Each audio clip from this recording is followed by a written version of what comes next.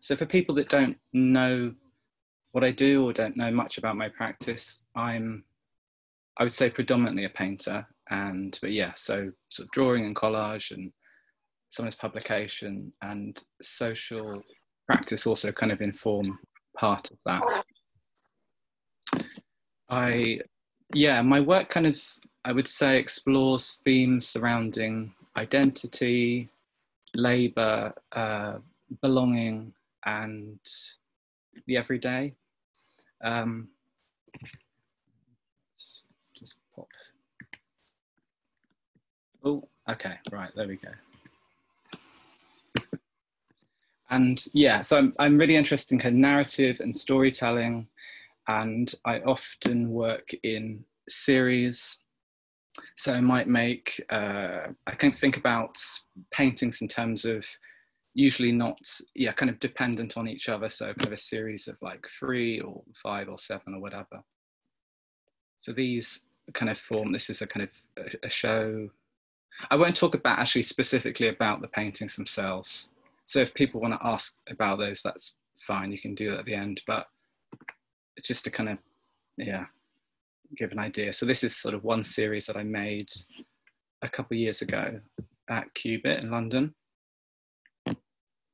And I often use kind of my personal experience to kind of look at wider sort of social, economic and political issues. So that's sort of often kind of my kind of way in to think about stuff.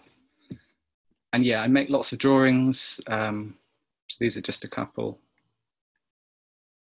So this mum might recognize herself in this.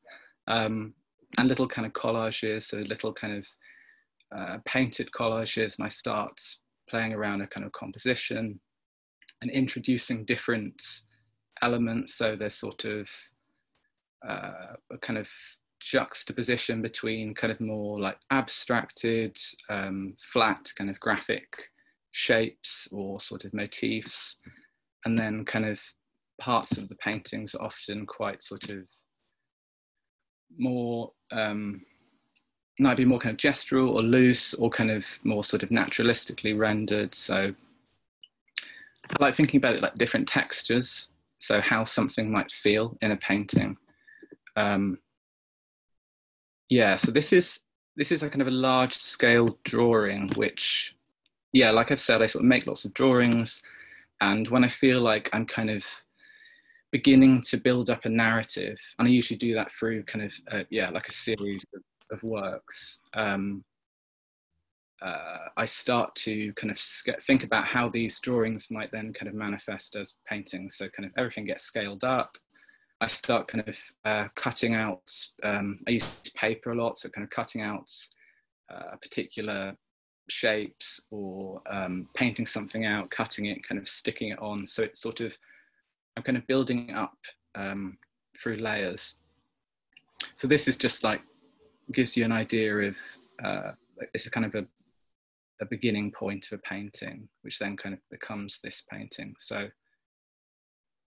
yeah, there's kind of a lot of, I have to do quite a lot of planning in making the work, because I work in acrylic on wood or board, and the shapes of the works are irregular, and they often are sort of dependent on what it is that I'm depicting in the painting. So it might be the kind of the environment that I'm describing, it might be the kind of the movement of people, it might be a particular kind of motif that I'm looking at. So these things kind of, there has to be quite a lot of, almost like the kind of foundation has to be there, because there's no sort of going back once the painting, like the panels are cut and I've made the frames, and all of that stuff is quite laborious. So it's sort of doing lots of kind of, I have to do kind of quite a lot of planning, and then it means when I actually get to making the painting, there's enough kind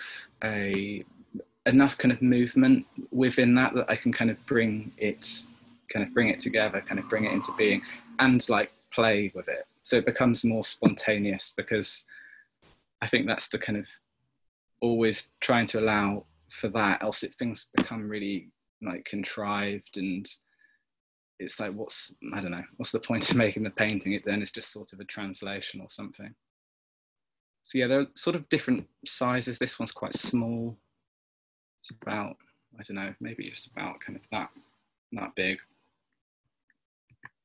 Some are a lot larger. This one's quite big. And there's kind of smaller components that are sometimes arranged around the kind of main body of the painting. Sometimes they kind of jut out, sort of in a kind of constellation or something. These are just some detail shots. But yeah, there's sort of lots of different, maybe this kind of shows the way I use paint differently. So sometimes it's sort of, I kind of really thin it down with water, and it's quite sort of just sort of a watery sheen. Sometimes it's kind of more dry.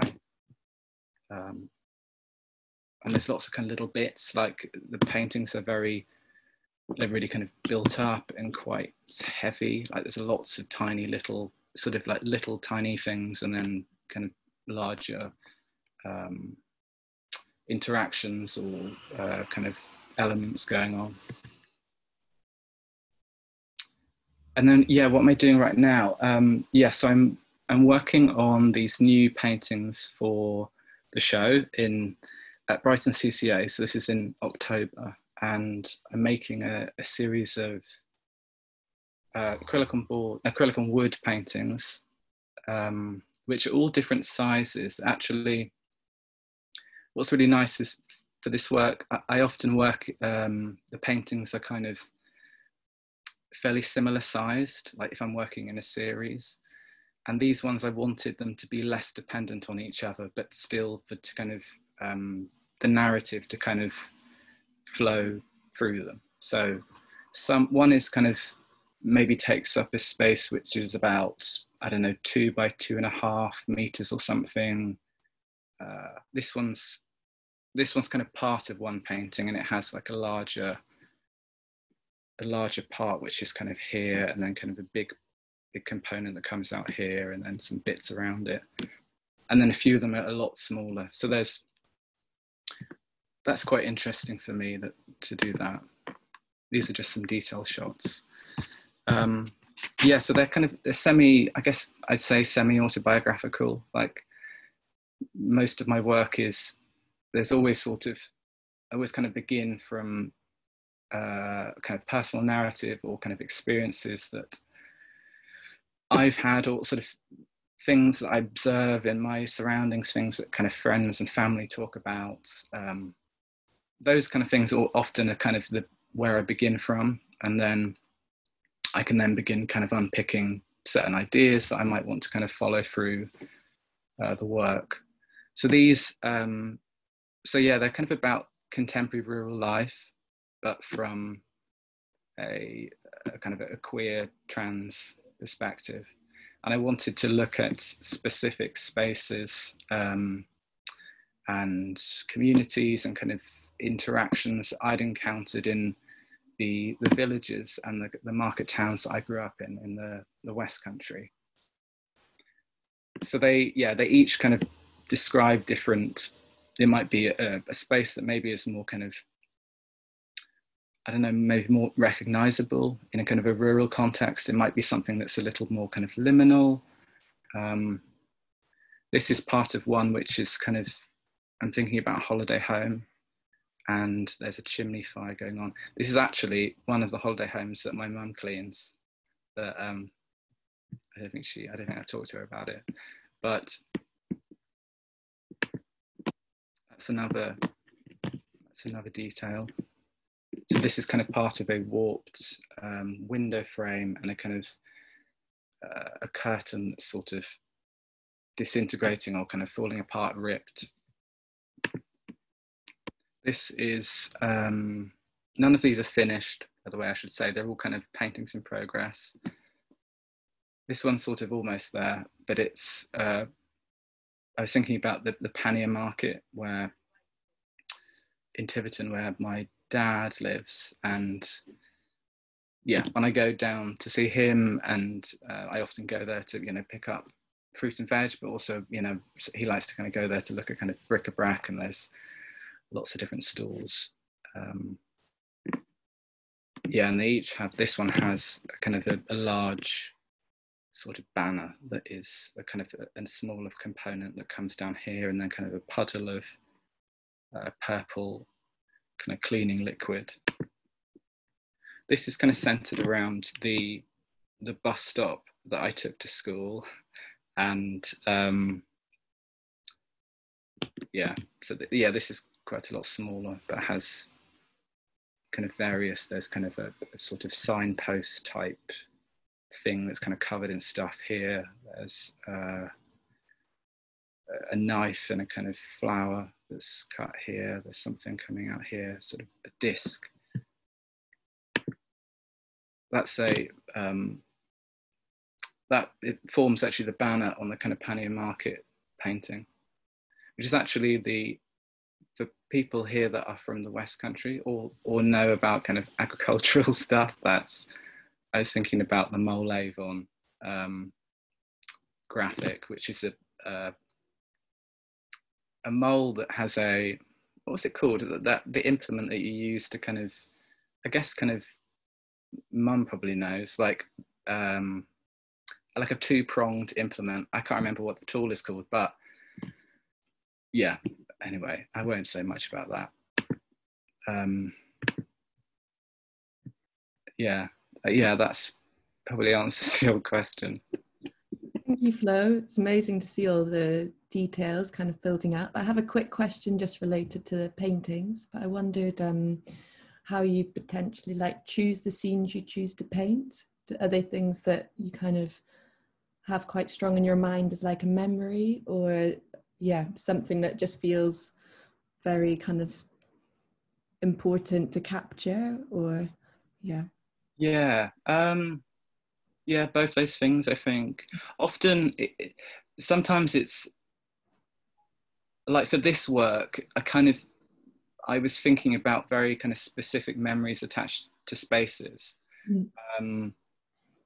And that's something that I wanted to kind of tease out through, you know, by also looking at, I haven't really said that, but I use lots of kind of source material. So I sort of looking at photographs and kind of images just on the internet. Then there's kind of photographs I've taken, ones from a kind of our sort of family archive. There's oral history, so lots of different things, and conversations with people, emails I'm having with people over a period of time. All of that stuff, I don't know, something often kind of comes out that I think is potentially could be quite interesting to paint. There has to be something that feels like, for me, quite significant about it. So I don't, yeah, I think sometimes I just kind of know, and then I think, that's something, and then it can kind of grow or evolve.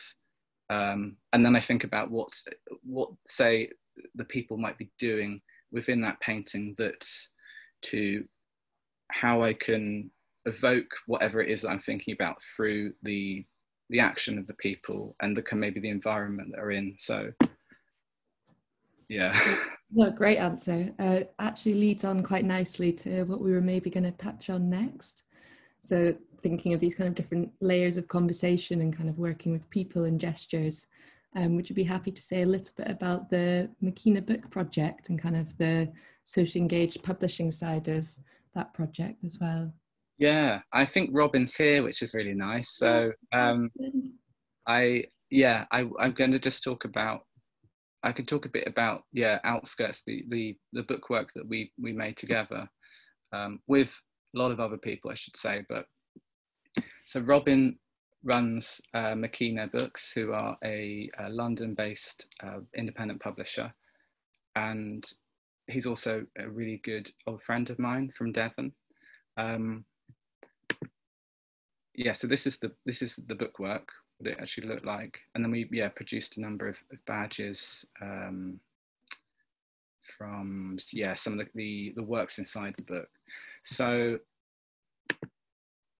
yeah, so okay, a little kind of context, because I always find it quite difficult just talking about something specific about, because it's always, yeah, thinking about the kind of where I was at when I was thinking about it. So yeah, so I'd moved to Cornwall when I think when I started, Robin and I started kind of talking about this, and I wanted to do, yeah, I left a kind of a lot of my like existing like support structures in the Southeast, and I wanted to find a kind of, I wanted to make something that was collaborative, where I could engage with lots of different people, but also I could begin to kind of form new relationships and connections in Cornwall, in sort of my local area as well.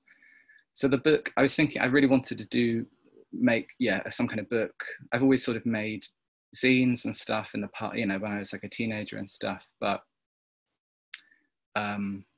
yeah, wanted to make something. And then, yeah, Robin and I got talking about the idea of, you know, this thing kind of coming together, and Makina publishing it, and that, you know, what it could sort of become or whatever. So I was thinking a lot about this idea of like liminality, which can mean like a threshold, or like a kind of space of in-betweenness or something. And it has a kind of a lot of sort of, what do you say, kind of anthropological or kind of ethnographic, that's sort of its sort of background, or the kind of discourses that it's often referred to in. But I was more interested in how we could think about this term, and how it might relate to our kind of sort of contemporary sort of social and kind of cultural experiences today of kind of this in-betweenness. So for me, it's sort of something that's really wrapped up in being queer and being transgender. And I wanted to kind of, I guess I wanted to hear how it might resonate for other people. So that was sort of the kind of conceptual sort of framework or whatever for the project. And I put out an open call. I asked kind of people I knew who were kind of artists and writers, poets, musicians, lots of different people. And then also just, yeah, heard from people I, you know, have nothing to do with new, these kind of new relationships, which was really lovely. And yeah, lots of, so I think there are about I'll probably get this wrong, but I think about 15 or 16 contributors in the kind of the book work. And I didn't do like any editing or anything. It was really just to kind of, people would send me either like in the post or give me like whatever it is that they wanted to kind of contribute.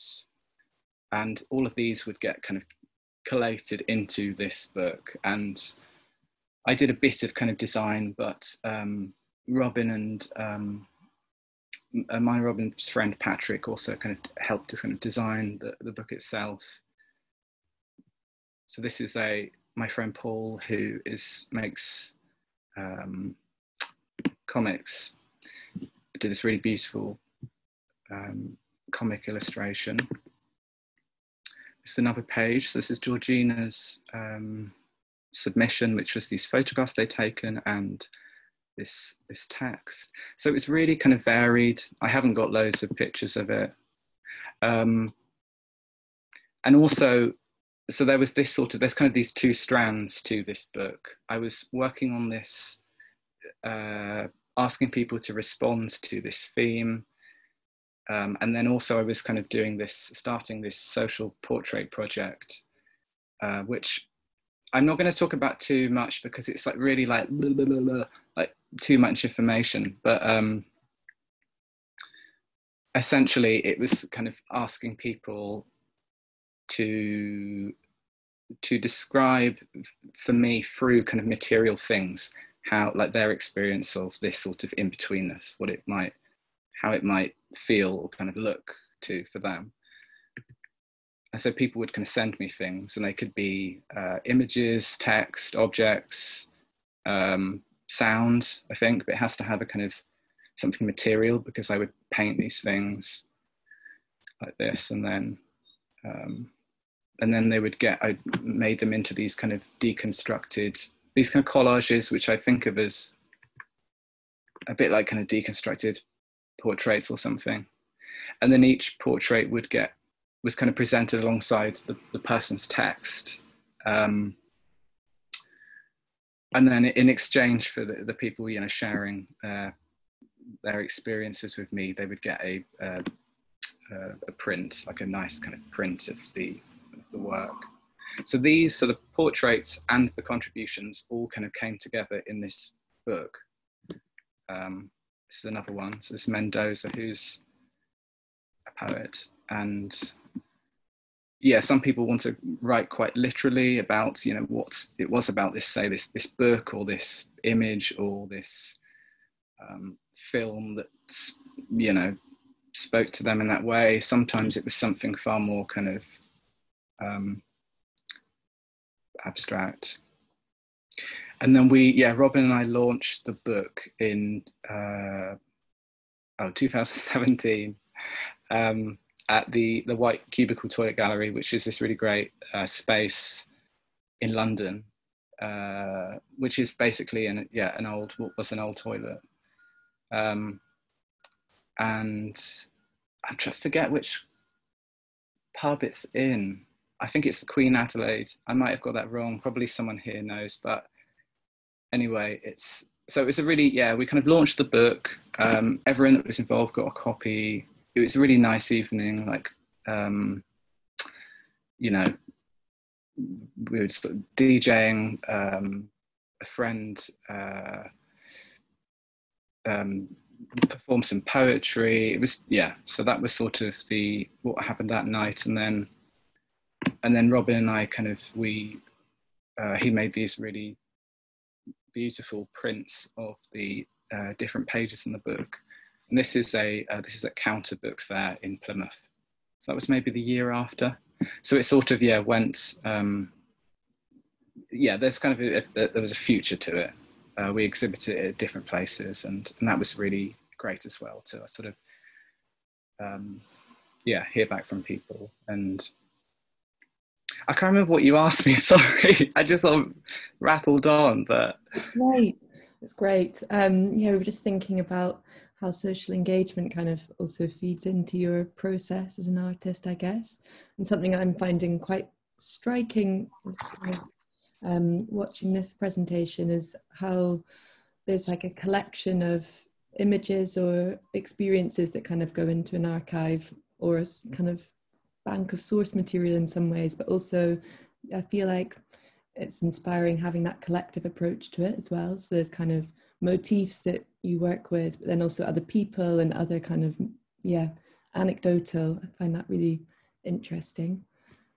Yeah, it's very, I would describe it as very like bitty. Like I really love working with other people, and what was really nice about this project was that so many people were involved in it, and that it has like, it reached such a wide audience. Like it was kind of distributed in some kind of museums or particular archives, and that, it wasn't just my kind of circle of kind of artists and sort of creative people that I knew, but it was like far wider, and that was really wonderful. And also just people being a part of this thing. Like I didn't always get to meet everyone that was involved. Like I think there were quite a few people, especially people that lived abroad, but not in the UK. Still, it would just be like email exchange and stuff. But that was really nice to kind of have this this weird kind of amorphous community of people.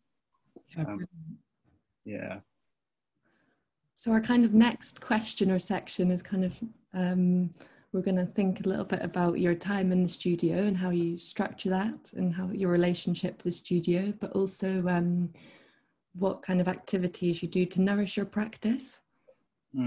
and kind of keep that ongoing. So I know, yeah, it can be, well, this was an opposite of it being a solitary thing, but that might form part of the answer, even the kind of email exchanges. But yeah. Yeah. Yeah, actually emails like, oh, I don't know what I've done there. This is my studio at the moment. Yeah, emails actually, I find, like I have quite a few friends who are artists and writers and poets, lots of, yeah, do lots of different things. And we have a kind of ongoing kind of email contact. And I feel like actually that is a big part of like what kind of stimulates and kind of nourishes my practice, is they have these kind of ongoing conversations with people. So it's definitely, that's a really big thing, is sort of talking to yeah, just kind of, I don't know, working through ideas, like, you know, and just sort of daily stuff as well. I don't know, just like kind of what people are working on, what they're kind of worried and anxious about. Yeah, I think, yeah, those relationships are quite, yeah, they're quite kind of nourishing. Yeah, in terms of my daily routine, I guess it depends what I've got going on. Like at the moment, because I'm working towards an exhibition, I'm now at the stage where I'm making and finishing the paintings and doing everything else. So it's fairly kind of boringly structured in that I wake up early and I get to the studio, and I'm kind of I often have my computer up with, I have like drawings and collages which I'm kind of referring to whilst making a painting, and I'm kind of cutting up bits of paper and sticking them, like tacking them onto the painting, and then kind of working out building up the kind of composition, the narrative in that way.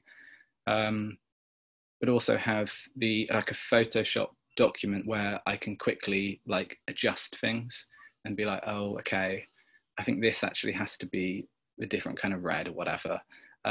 So that's quite an easy, and I'll kind of refer to that for images, and I kind of paint from kind of drawings and from the computer, like images on the computer a lot. And then, yeah, this is just like some of the kind of smaller parts of the paintings I'm working on at the moment.